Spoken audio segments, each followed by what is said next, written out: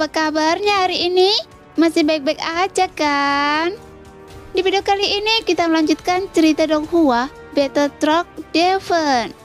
Oke, nggak usah lama-lama lagi, kita langsung aja ke ceritanya. Pada saat ini, ekspresi Kinteng berubah setelah aura kehancuran muncul, dan dia tidak berani berada di area tungku asal untuk waktu yang lama. Ayo pergi, sepertinya sesuatu yang berbatasan akan terjadi di sini. Setelah berbicara, Kinteng segera memimpin timnya pergi, sedangkan Chi Xiaoyun, wajahnya tampak seperti campuran biru pucat dan ungu. Bagaimanapun selir iblis api abadi telah mengambil salah satu api asalnya, dan ini adalah api asalnya yang paling berharga, jadi dia merasa sangat tertekan. Jika dia ingin melawan dengan kekuatannya sendiri, tidak mungkin baginya bisa mengalahkan selir iblis api abadi untuk merebut kembali apinya. Sekarang, kecuali Xiaoyan, semua orang telah mundur dari tungku asal. Tampaknya mereka takut terkena dampak aura kehancuran dari sana. Jadi semua orang yang awalnya berada di dalam area tungku asal telah mundur. Dan mereka yang baru datang tidak dapat masuk. Bahkan tanpa campur tangan selir iblis api abadi, pintu masuk sudah diselimuti oleh hukum kehancuran yang kuat, yang membuat tak seorang pun berani masuk. Pada saat ini, dengan jentikan jarinya, selir api iblis abadi membuat pintu masuk yang tiba-tiba melebar, memperlihatkan dengan jelas apa yang ada di dalamnya. Bagaimanapun dia juga penasaran. Apakah Xiaoyan benar-benar memiliki kekuatan untuk menaklukkan api pemusnahan ini? Pada saat yang sama, tatapan Xiaoyan juga tampak serius di dalam tungku asal.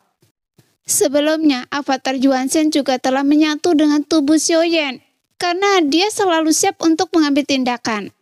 Namun tanpa menunggu Xiaoyan bereaksi, inti api itu meledak dengan kekuatan penghancur, sehingga Xiaoyan secara naluriah mundur dengan cepat. Tetapi untungnya, Xiaoyan sebelumnya telah melahap semua badai api tungku asal.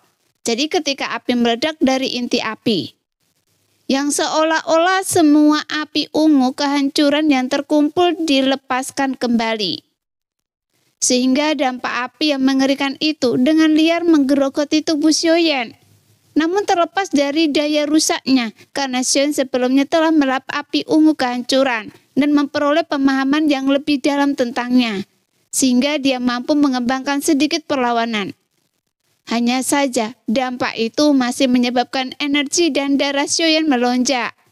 Kulitnya memar di beberapa tempat, tetapi untungnya luka-luka ini tidak serius bagi Xiaoyan, karena setiap sumber kekuatan yang telah dia taklukkan begitu kuat.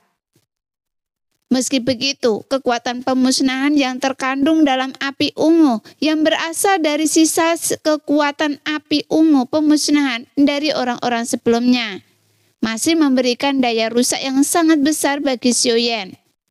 Namun hal ini bukannya tanpa harapan, karena api pemusnahan ini sepertinya masih menawarkan kesempatan bagi generasi mendatang. Pada saat ini, Xiaoyan menyipitkan matanya saat merasakan kekuatan penghancur yang begitu dahsyat, dan dia terus merenung. Karena dia juga tahu, untuk menghadapi hati api yang begitu mendominasi, jika dia ingin menaklukkannya, dia harus mendapatkan persetujuannya dengan caranya sendiri. Setelah badai api yang ganas terbentuk, badai itu mengamuk dengan liar di dalam tungku asal, dan di pusatnya seberkas api yang memancarkan beragam warna menyatu di dalamnya. Dari riak-riak yang memancar darinya, Xiaoyan langsung mengenalinya sebagai hati api pemusnahan yang sesungguhnya. Dan sekarang, Xiaoyan harus menembus badai api ini untuk memasuki pusatnya, untuk merebut inti api tersebut. Meskipun sekarang tungku asal tampaknya tidak mengalami perubahan signifikan, dan itu masih berupa badai api. Tetapi kekuatannya benar-benar berbeda dari sebelumnya. Bahkan kekuatannya berkali-kali lipat lebih kuat.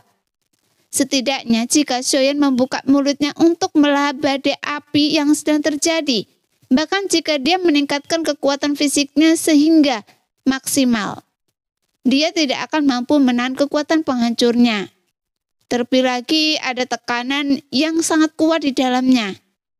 Namun Xiaoyan tidak terlalu memikirkannya. Dan setelah mengamatinya sebentar, dia segera menyimpulkan bahwa tidak ada yang misterius tentang hal itu. Dan badai api ini hanyalah kekuatan penghancur tertinggi dari hati api pemusnahan.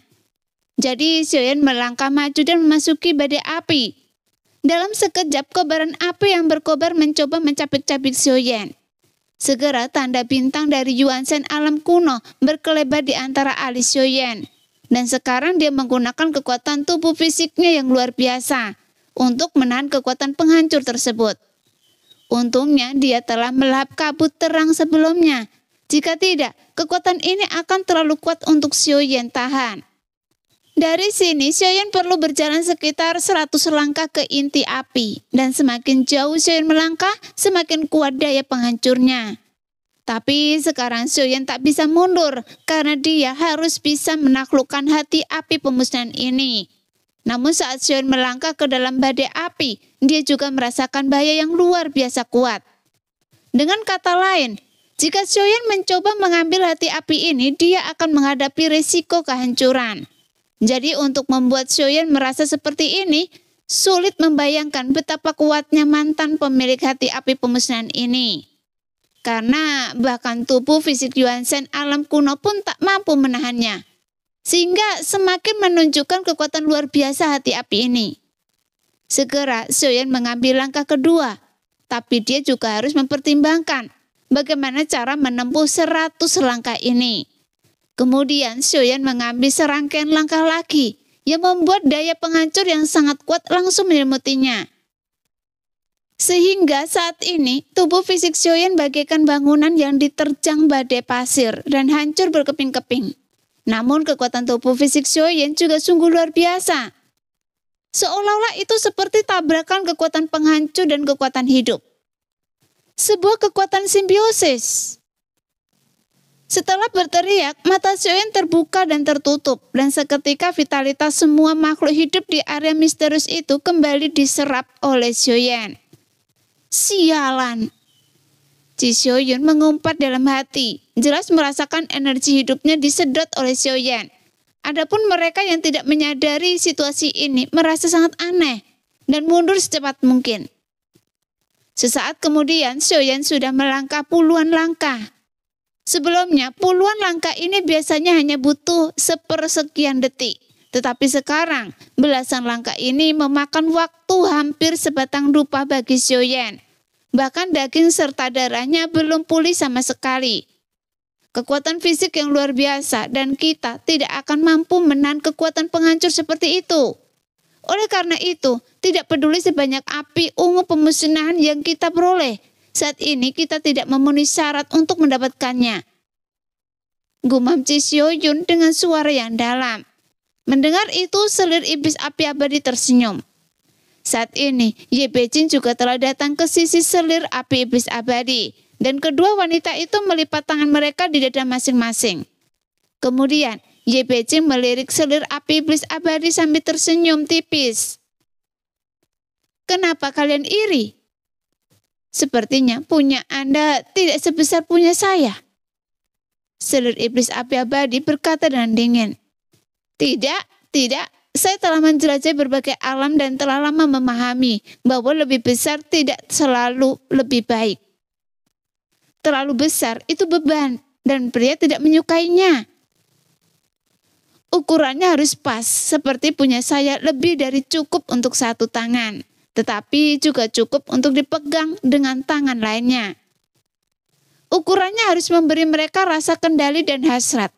Dengan cara ini, Anda tidak sebaik saya, tetapi dalam seni perhitungan, saya tidak sebaik Anda. Ye Beijing berbicara perlahan. Meskipun suara kedua wanita itu tidak terdengar pribadi, tapi suara mereka sampai ke telinga orang-orang di sekitar mereka. Bahkan Qin Teng dan yang lainnya mendengarnya, dan itu cukup jelas. Meskipun mereka bisa mengerti apa yang mereka katakan, tetapi kedua wanita ini bukanlah orang yang bisa mereka singgung. Jadi dalam situasi ini berpura-pura tidak tahu adalah pilihan terbaik. Jika Anda benar-benar memiliki kemampuan untuk menelan api ini, Anda pasti sudah mengambilnya dan melarikan diri.